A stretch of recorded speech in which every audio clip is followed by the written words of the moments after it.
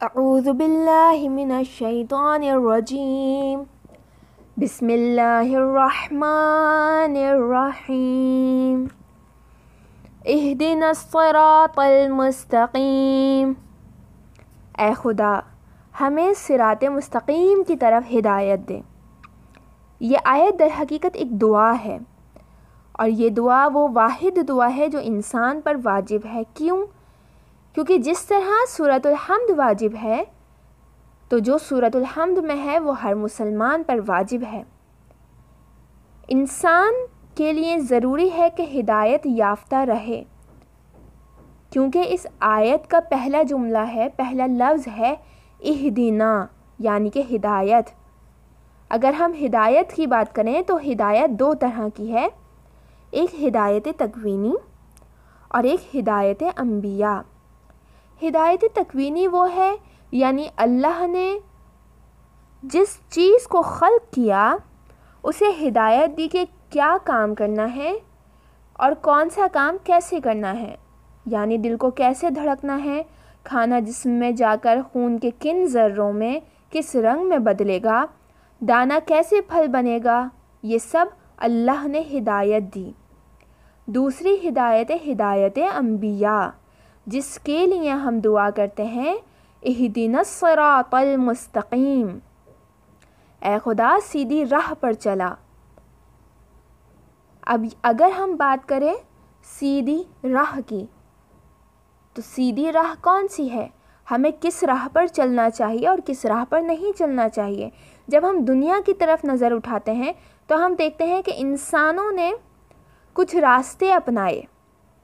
ایک راستہ یعنی کہ ایک راہ وہ اپنائی کہ جو دل میں آیا اس راہ پر چلے، اور ایسے لوگ کہ جن کو جو چیز بہتر لگی انہوں نے وہ کی، وہ ہمیں ہمیشہ پشیمان نظر آئے۔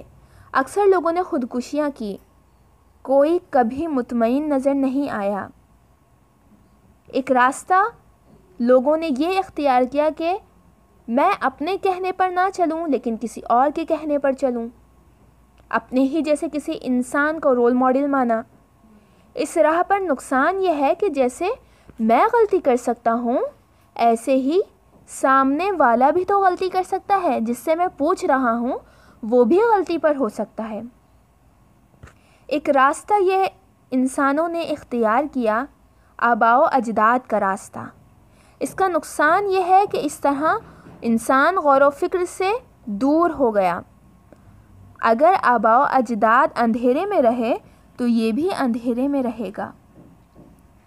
ایک راستہ جو انسان نے اختیار کیا وہ ہے شیطانی راستہ، وسوسے کا راستہ، تباہی کا راستہ، گمراہی کا راستہ، بربادی کا راستہ۔ اور ایک وہ راستہ ہے کہ جو قرآن میں آواز آتی ہے کہ صراط مستقیم ہے۔ کون سا راستہ؟ انبیاء علیہم السلام کا راستہ، رسولوں کا راستہ۔ اور خود انبیاء بھی یہی دعا کرتے ہیں، جو خود کامل ہیں لیکن پھر بھی دعا کر رہے ہیں اہدنا الصراط المستقیم۔ ائمہ علیہم السلام بھی یہی دعا کرتے ہیں اہدنا الصراط المستقیم۔ اب سوال یہ ہے، کیونکہ یہ آیت ایک دعا ہے، ہم یہ دعا کب کب کر سکتے ہیں؟ تو اس کا جواب یہ ہے کہ جب کوئی بھی کام کرنا ہو ہم یہ دعا مانگ کر وہ کام کر سکتے ہیں۔ شادی کے لیے انتخاب کرتے وقت اہدنا الصراط المستقیم، کپڑوں کے انتخاب کے وقت اہدنا الصراط المستقیم، دوستی کرتے وقت اہدنا الصراط المستقیم، حتیٰ کہ ٹی وی دیکھتے وقت بھی اہدنا الصراط المستقیم۔ یہ دعا ہمارے لیے مددگار بنے گی گناہوں سے بچنے کے لیے، کیونکہ جیسے ہی ہم اس آیت کی تلاوت کریں گے، یہ آیت پڑھیں گے، ہمیں احساس ہوگا ہمارا رب ہمیں دیکھ رہا ہے، ہم اس سے دعا مانگ رہے ہیں کہ ہمیں سیدھی راہ پر چلا۔ تو ہم کوئی غلط کام کرنے سے پہلے سوچیں گے کہ کیا یہ سیدھی راہ ہے جو ہم کام کرنے جا رہے ہیں۔ ایک اور سوال کہ سیدھی راہ کون سی ہونی چاہیے، کون سی سیدھی راہ ہے، کون سا راستہ سیدھا ہے؟ تو اس کا جواب یہ ہے کہ وہ راستہ صحیح راستہ ہے، وہ راستہ مستقیم ہے کہ جس میں افراط و تفریط نہ ہو، نہ ہی کسی چیز کو حد سے زیادہ بڑھا دیا جائے اور نہ ہی کسی چیز کو حد سے زیادہ کم کر دیا جائے، بلکہ عدل کے ساتھ، توازن کے ساتھ اللہ کے احکامات پر عمل کیا جائے۔ یہ صراط مستقیم ہے۔ بعض اوقات ہم دیکھتے ہیں کہ انسان کبھی غیرت کو بالکل چھوڑ دیتا ہے تو کبھی بہت زیادہ پکڑ لیتا ہے کہ اپنے اوپر وہ چیزیں بھی مسلط کر لیتا ہے جو اللہ نے واجب نہیں کی ہوتی۔ بعض اوقات دنیا کو بہت زیادہ پکڑ لیا جاتا ہے اور کبھی دنیا کو بالکل چھوڑ دیا جاتا ہے، جبکہ ہمیں دیکھنا چاہیے کہ اللہ نے کیا کہا ہے کہ افراط و تفریط کا راستہ نہیں لینا بلکہ توازن کا راستہ لینا ہے۔ کیسا توازن؟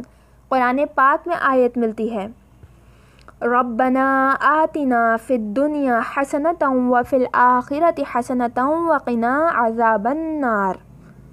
اس آیت سے پتہ چل رہا ہے کہ جتنی اہم آخرت ہے اتنی ہی اہم دنیا ہے۔ ہمیں ایسا نہیں کرنا کہ دنیا کو پکڑا ہے تو آخرت کو چھوڑ دیں، اور اگر آخرت کو پکڑا ہے تو دنیا کو بالکل چھوڑ دیں۔ نہیں، ہمیں توازن کا راستہ اختیار کرنا ہے، عدل کا راستہ اختیار کرنا ہے۔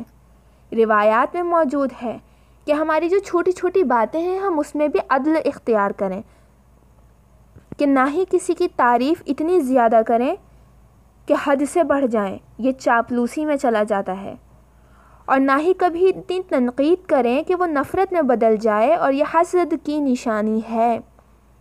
اور ایسا بھی نہ ہو کہ بالکل ہی نہ بولیں کہ یہ بزدل انسان کی نشانی ہے۔ یعنی جہاں پر بات کرنی ضروری ہے وہاں حق بات کہیں اور بات ضرور کریں، اور یاد رکھیں کہ سیدھا راستہ وہی ہے کہ جس میں افراط و تفریط نہ ہو، نہ ہی حد سے کوئی چیز بڑھا دی جائے، نہ ہی حد سے کوئی چیز کم کر دی جائے۔ صراط مستقیم یہی ہے۔ دین کے راستے پر چلتے ہوئے بھی ہمیں توازن کا خیال ضرور رکھنا ہے۔ ہدایت میں ہم دعا مانگ رہے ہیں صراط مستقیم کی۔ اس آیت سے ہمیں پتہ چل رہا ہے کہ ہمیں اپنی زندگی کیسے گزارنی ہے۔ اللہم صلی علی محمد وآل محمد وعجل فرجہم۔ والسلام علیکم ورحمۃ اللہ وبرکاتہ۔